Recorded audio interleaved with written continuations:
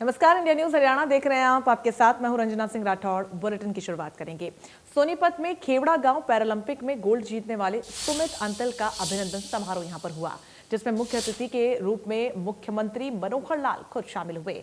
उन्होंने जय जवान जय किसान के साथ जय पहलवान जय युवा का नारा दिया। उन्होंने कहा कि हरियाणा के लाल आज विश्व में कमाल कर रहे हैं, चारों तरफ अपनी चमक बिखेर रहे हैं। प्रदेश के खिलाड़ियों ने अब तक 2 स्वर्ण, 2 रजक और 2 कांस्य पदक जीते हैं, जिन पर सरकार ने 25 करोड़ रुपए की पुरस्कार राशि की बरसात भी की है। कार्यक्रम में सीएम ने कहा कि भारत में हरियाणा को खेलों का हब बनाया जाएगा, जिसके लिए योजनाबद्ध तरीके से आगे बढ़ रहे हैं।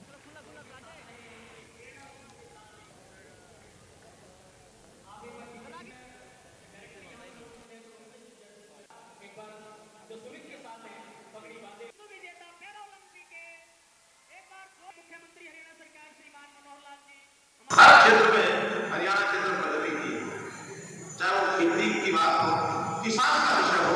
किसानों की आमदन डबल करने के लिए प्रधानमंत्री जी ने कहा है हम अगले साल तक ऐसे प्रयत्न करेंगे कि किसान की आय डबल हो जाए।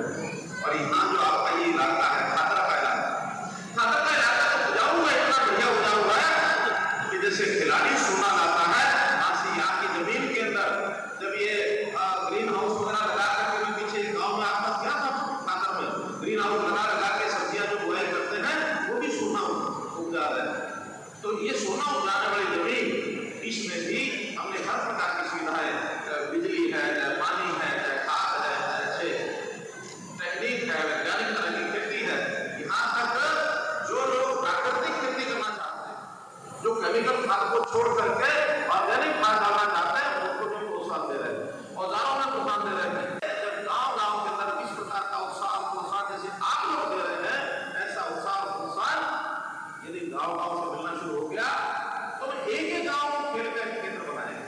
एक गाँव आपके यहाँ भी खेल के रास्ते से कहा गया है, हमने कहा ग्रामीण लेवल का जो स्टेडियम है वो जमीन का एक कागज पत्र देके आए हैं, मुझे भी कुछ जमीन है यहाँ, खेल विभाग के नाम करा लो, पंचायत का रजिस्टर पास कर लो, जमीन गाँव में दे दी है, वहाँ खेल जो ग्रामीण लेवल का स्टेडियम है वो उसको बनाएंगे, उसके ऊपर भी मंजूर करता हूँ। ग्रामीण लेवल का जो स्टेडियम है वो जमीन का भी एक कागज पत्र देके आए हैं, मुझे के कुछ जमीन है यहाँ, खेल विभाग के नाम करा लो, पंचायत का रजिस्टर पास कर लो, जमीन गांव ने दे दी है, वहाँ एक खेल जो ग्रामीण लेवल का स्टेडियम है वो उसको बनाएंगे, उसके ऊपर भी मंजूर करता हूँ। इसी प्रकार उस स्टेडियम की बाकी व्यवस्थाएं, कुछ और डिमांड लिखी थी कि वहाँ कोई सोलर लाइट लग जाए, वहाँ बाकी कोच की व्यवस्था हो जाए। जब स्टेडियम बनेगा तो सारी व्यवस्थाएं हो जाएंगी, किसी प्रकार की कमी नहीं रहेगी। किसान आंदोलन को लेकर शिक्षा मंत्री कंवरपाल गुर्जर ने कहा कि बातचीत से ही मुद्दे का समाधान निकलेगा। इसके अलावा उन्होंने मोगा में किसानों पर हुए लाठीचार्ज को लेकर भी पंजाब सीएम से जवाब मांगा। माननीय मुख्यमंत्री जो है उनसे ही पूछना चाहिए कि जो पहले बयान दे रहे थे उसका अब उनका क्या प्रतिक्रिया है। कि मेरा मानना है कि लाठीचार्ज कोई अच्छी बात नहीं है। लाठीचार्ज तो मजबूरी में कोई भी सरकार है उसको लास्ट हथियार है उसका, तो उसको मजबूरी में करना पड़ता है कुछ कानून व्यवस्था की दृष्टि से। अब लाठीचार्ज किसके ऊपर कर रहे हैं, वो भी तो अपने लोग हैं जहाँ कर रहे हैं, तो कोई खुशी नहीं होती किसी को लाठीचार्ज करने की, मजबूरियाँ होती है सरकार की तब करती है। पर जिस प्रकार के बयान पंजाब के माननीय मुख्यमंत्री ने दिए, तो अब उनके सामने जिस प्रकार की मजबूरी आई तो अब उन्हें क्या करना पड़ा, तो अब वो उसका अपना स्पष्टीकरण देंगे क्यों उन्हें ऐसा किया। तो मेरा मानना है कि मैं कोई लाठीचार्ज के पक्ष का आदमी नहीं हूँ कि मैं लाठीचार्ज के पक्ष में, वो लाठीचार्ज होनी चाहिए नहीं होनी चाहिए, मैं इसके पक्ष का नहीं हूँ। लाठीचार्ज तो मजबूरी होती है, बल प्रयोग मजबूरी होता है सरकार का, तब सरकार करती है कोई भी। अगर वो बातचीत करने की बात कर रहे हैं तो ये बहुत ही अच्छी बात है, बहुत अच्छा लक्षण है ये। और निश्चित तौर से मैं भी इसके पक्ष में हूँ। मैं क्या, सारा देश इसके पक्ष में है कि बातचीत होनी चाहिए। टकराव किसके लिए, टकराव किसी के लिए अच्छा नहीं है, देश के लिए अच्छा नहीं है, प्रदेश के लिए अच्छा नहीं है। और हम जो हैं, जो लोग हैं, चाहे वो राकेश टकैत जी हैं या दूसरे लोग हैं जो आंदोलन से जुड़े, उनके लिए किसी के लिए भी अच्छा नहीं है। अगर किसी चीज़ का समाधान होता है तो अच्छी बात है, बहुत अच्छी बात है। बातचीत से ही समस्याओं का समाधान होता है और निश्चित तौर से बातचीत होनी चाहिए, समस्या का समाधान होना चाहिए। तो किसान आंदोलन पर कंवरपाल गुर्जर ने कई बड़ी बातें कही। उन्होंने कहा कि बातचीत से ही समाधान निकलेगा। साथ ही कहा कि लाठीचार्ज पर स्पष्टीकरण दे पंजाब सीएम, इस बात का जिक्र भी उन्होंने किया। तो किसान आंदोलन लगातार जिस तरीके से मोड़ लेता जा रहा है, अलग अलग पहलू इसका निकल कर सामने आ रहे हैं। हालांकि बातचीत एकमात्र ऐसा साधन है जिससे ही समाधान निकलेगा। कई बार इस बात का जिक्र भी किया जाता रहा है, लेकिन किसान अपनी मांगों से टस से मस होने को तैयार नहीं।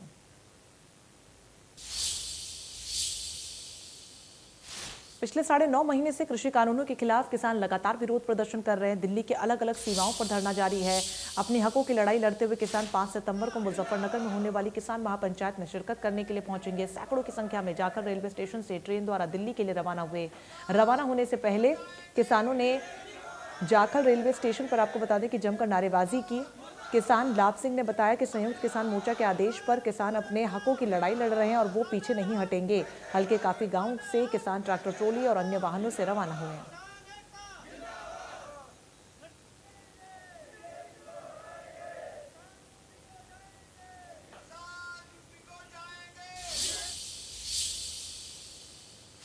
इनेलो सुप्रीमो ओपी चौटाला ने पंचकुला पहुंचकर कार्यकर्ताओं को संबोधित किया। इस दौरान बरवाला में काफी भीड़ भी नजर आई।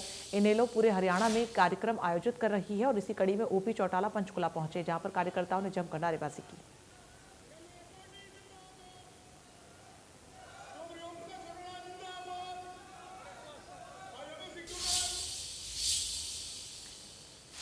हरियाणा के महामहिम राज्यपाल बंडारू दत्तात्रेय रोहतक के महर्षि दयानंद विश्वविद्यालय पहुंचे। राज्यपाल बनने के बाद उनका रोहतक का ये पहला दौरा है। इस दौरान राज्यपाल ने कहा कि यूनिवर्सिटी में रिसर्च पर बहुत काम हो रहा है और रिसर्च लैब में नहीं रहनी चाहिए, बल्कि लोगों की भलाई के लिए होनी चाहिए।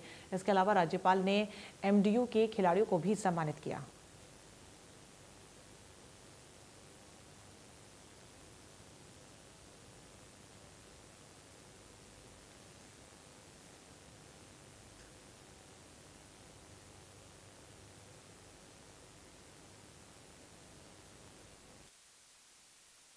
महर्षि दयानंद यूनिवर्सिटी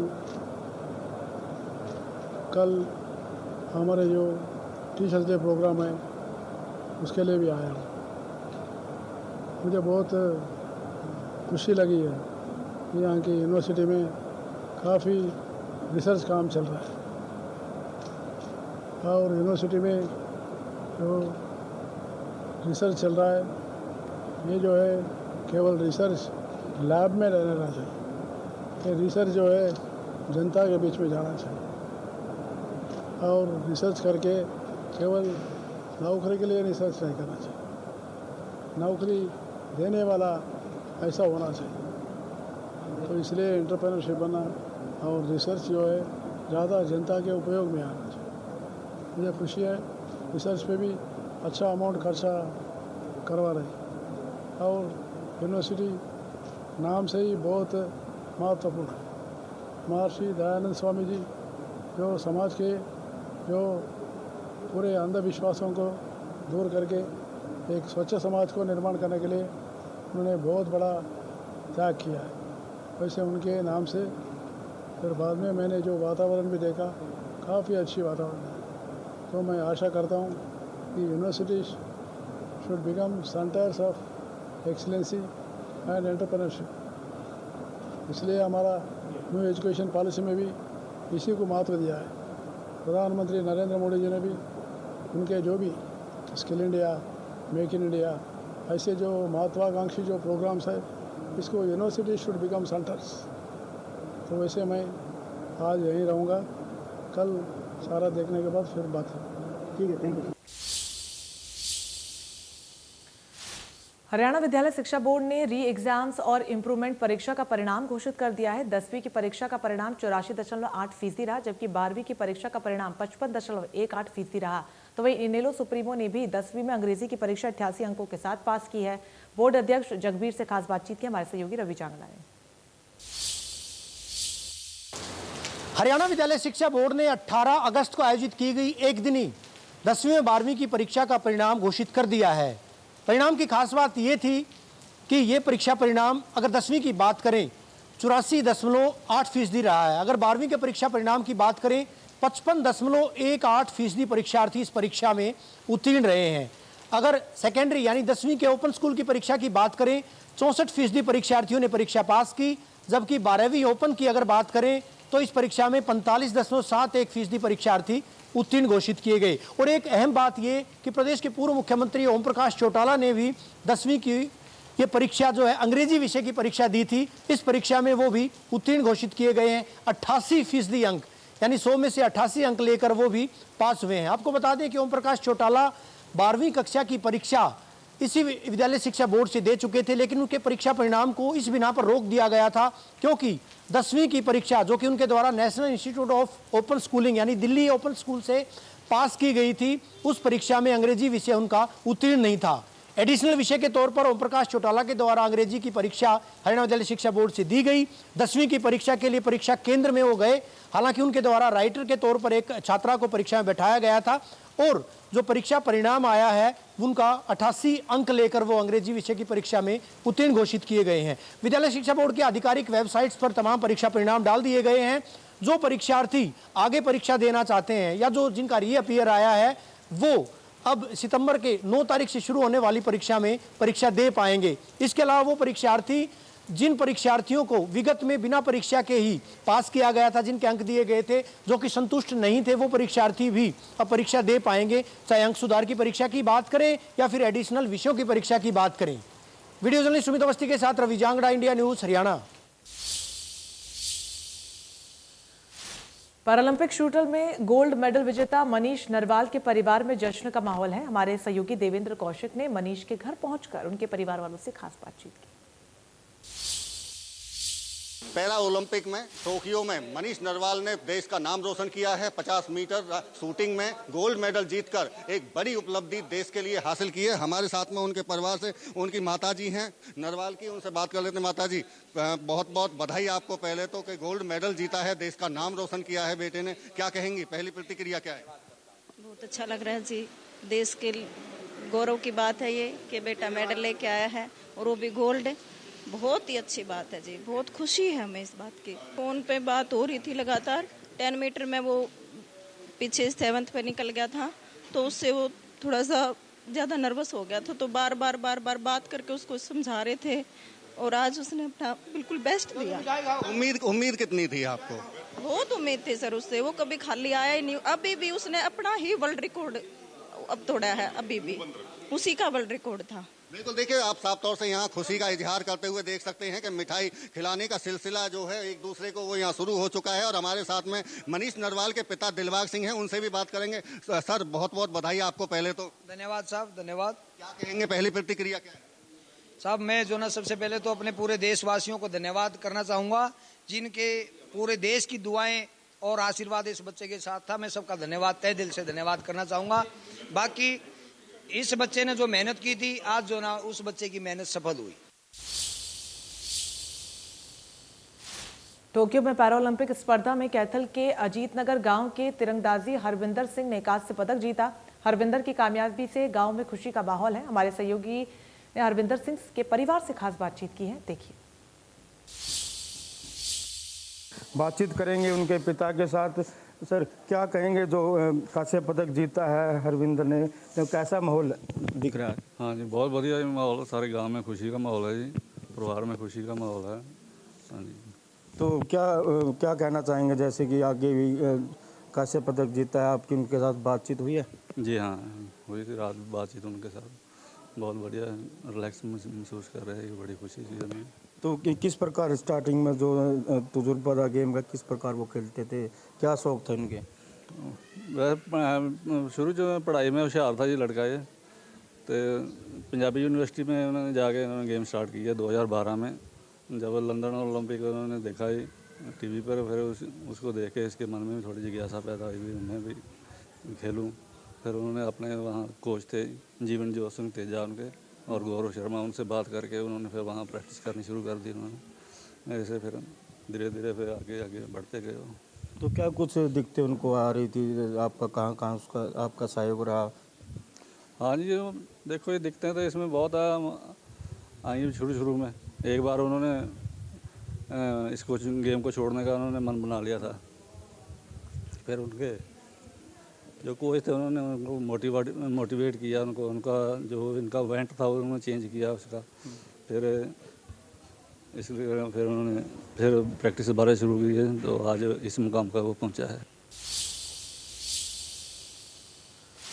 जेजेपी के राष्ट्रीय अध्यक्ष अजय चौटाला शहीद अजरुद्दीन के परिजनों को सांत्वना देने पहुंचे। इस दौरान उन्होंने शहीद के पिता और परिवार के प्रति अपनी संवेदना जाहिर की। तो वहीं अजय चौटाला ने परिवार वालों को आश्वासन दिया कि गठबंधन सरकार उनके साथ खड़ी है। इस दौरान लोगों ने जेजेपी सुप्रीमो से बाईपास का नामकरण शहीद अजरुद्दीन के नाम पर करने की मांग की है।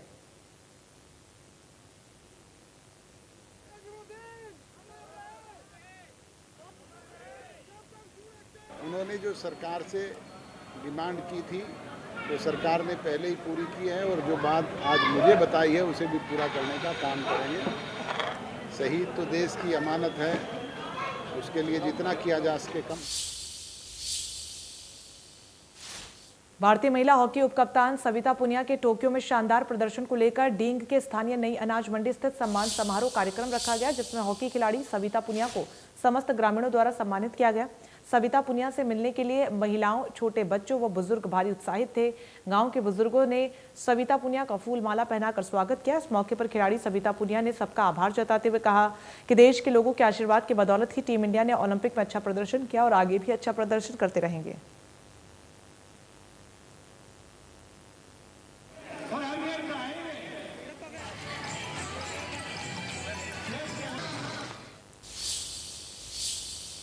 धर्मनगरी कुरुक्षेत्र में फिट इंडिया फ्रीडम रन का आयोजन हुआ। इस दौरान आजादी की लड़ाई में अपना सब कुछ न्यौछावर कर देने वाले शहीदों को भी नमन किया गया। धर्मनगरी कुरुक्षेत्र में फिट इंडिया फ्रीडम रन का आयोजन किया गया। विश्व विख्यात ब्रह्म सरोवर तट पर यह आयोजन हुआ। समारोह में कुरुक्षेत्र के उपायुक्त मुकुल कुमार ने बतौर मुख्य अतिथि शिरकत करते हुए युवाओं को शपथ भी दिलाई। अपने संबोधन में उपायुक्त ने युवा वर्ग को देश की असली ताकत बताया और कहा कि युवा शक्ति के महत्व को समझते हुए शिक्षा, खेलकूद या कोई भी क्षेत्र हो, उनके लिए नीतिगत कार्यक्रम बनाए जा रहे हैं। उन्होंने युवा वर्ग से फिटनेस बारे कहा कि यदि वे स्वस्थ होंगे तभी राष्ट्र उन्नति के पथ पर अग्रसर होगा। उपायुक्त ने देश की आज़ादी में बलिदान देने वाले सेनानियों को भी स्मरण किया और उनके प्रति कृतज्ञता जताते हुए कहा कि उन्हीं की बदौलत आज हम खुली हवा में सांस ले रहे हैं। कुरुक्षेत्र से राजीव बरोड़ा, इंडिया न्यूज़, हरियाणा। चरखी दादरी के गांव ढाणी फोगाट में मकान पर आसमानी बिजली गिर जाने से मकान के अंदर दरारें आ गई हैं। गनीमत ये रही कि किसी की जान नहीं गई। चरखी दादरी जिले के गांव ढाणी फोगाट में तेज बारिश के साथ आसमानी बिजली गिरने से एक मकान में दरारें आ गई। गनीमत ये रही कि जिस वक्त बिजली गिरी उस वक्त परिवार का कोई सदस्य घर के अंदर नहीं था। दरअसल राजेश के घर पर जो है बिजली गिरी थी, आसमानी बिजली बारिश के साथ साथ गिरी थी, तो उस वक्त घर में कोई नहीं था। हालांकि आसमानी बिजली गिरने के बाद हड़कंप मच गया था और मकान में दरारें आ गई थी। अब जिस तरह से मकान के क्षतिग्रस्त होने का अंदेशा बना हुआ है, तो परिवार के लोगों ने न केवल प्रशासन से बल्कि सरकार से मांग की है कि उनको आर्थिक सहायता मुहैया करवाई जाए। हालांकि जिस वक्त आसमानी बिजली गिरी थी, जैसा मैंने बताया, उस वक्त घर में कोई सदस्य मौजूद नहीं था और गनीमत यह रही कि किसी को भी कोई चोट नहीं आई क्योंकि घर में कोई नहीं था। आसमानी बिजली गिरने से मकान क्षतिग्रस्त जरूर हुआ है, दरारें जरूर आई हैं और अंदेशा इस बात का बना हुआ है कि मकान गिर ना जाए। चरखी दादरी से सहयोगी अनिल लहरी, वीडियो जर्नलिस्ट सुमित अवस्थी के साथ रवि जांगड़ा, इंडिया न्यूज़, हरियाणा। भारतीय संविधान में संशोधन का लड़कियों के विवाह की आयु 18 साल से बढ़ाकर 21 साल करने की मांग गांव शहर में जोर पकड़ रही है। इसके साथ टीम लाडो के वीडियो भी वायरल हो रहे हैं, जिसमें लड़कियों की शादी की उम्र कम से कम 21 वर्ष करने की अपील की जा रही है। हिसार में आयोजित हुई लाडो पंचायत में लड़कियों की शादी की उम्र 18 साल से बढ़ाकर 21 साल करने की मांग उठी। इस महापंचायत में नलवा क्षेत्र की सैकड़ों लड़कियां और उत्तर प्रदेश के सहारनपुर से लेकर चंडीगढ़ तथा हरियाणा के कई जिलों की लड़कियों ने हिस्सा लिया। अलग अलग जगह से आई लड़कियों और वकीलों ने इस मामले को लेकर अपनी राय भी रखी और बाद में 11 सदस्यीय कमेटी बनाकर पंचायत में कुछ फैसले लिए गए जिन्हें सरकार को भेजा जाएगा। लड़कियों ने कहा कि हर लड़की की ख्वाहिश है कि शादी की उम्र कम संवैधानिक तौर पर 21 वर्ष हो। लड़कियों ने कहा कि जब लड़कों की शादी की उम्र 21 है तो लड़कियों की 18 क्यों। पंचायत में कई फैसले उठाए गए, जैसे कि लड़कियों की उम्र 18 से बढ़ाकर 21 साल की जाए, बाल विवाह करने वाले लोगों के खिलाफ 2 साल की सजा की बजाय 3 साल की सजा और 50 लाख रुपए तक का जुर्माना लगाया जाए।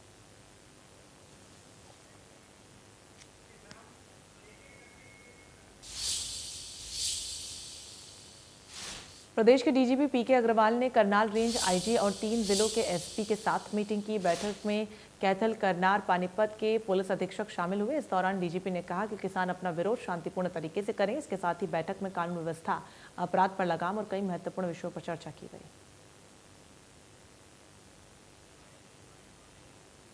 आज इन सब चीज़ों पर एक समीक्षा की मीटिंग रखी है मैंने।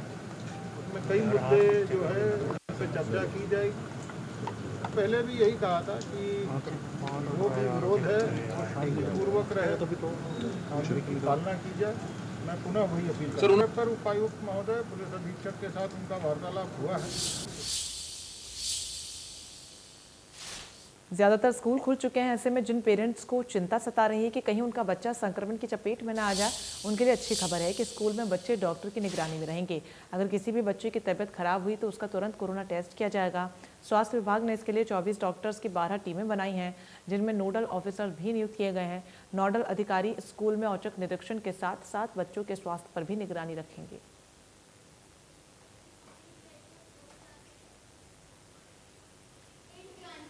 सरकार की तरफ से जो दिशा निर्देश आए थे कि सभी स्कूलों पर निगरानी रखी जाएगी, तो हमने एक पहल की है। गुड़गांव जिले में हमारी जो स्कूल के लिए टीमें होती हैं, जो RKSK या RBSK की टीमें बोलते हैं, हमारे पास जो 12 टीमें हैं, एक टीम में 2 डॉक्टर और 2 अन्य स्टाफ होते हैं। कुल मिलाकर हमारे पास इसमें 4 मेंबर होते हैं। तो हमने इन सभी अपने स्टाफ की 12 टीमों को हमने ट्रेन किया है एंटीजन टेस्टिंग में, और हमने इनको जिस एरिया में ये लोग पोस्टेड हैं उस एरिया के स्कूलों के इनको नोडल ऑफिसर डेजिग्नेट कर दिया है। और ये उन्हें सभी प्राइवेट और सरकारी स्कूल में जाकर एक सर्वे करेंगे, या वहाँ कर जो अध्यापक हैं या प्रिंसिपल हैं उनसे पूछेंगे, और अगर कोई संभावित या सस्पेक्टेड केस है या कोई कॉन्टैक्ट है फैमिली हिस्ट्री का, तो उसका ये एंटीजन टेस्ट कर सकते हैं। और जरूरत पड़ेगी तो RT-PCR टेस्ट भेजा जा सकता है, लेकिन antigen test on the spot करके स्टूडेंट्स का या बच्चों का ये बता पाएंगे। इसी के साथ इस बुलेटिन में बस इतना ही। नमस्कार।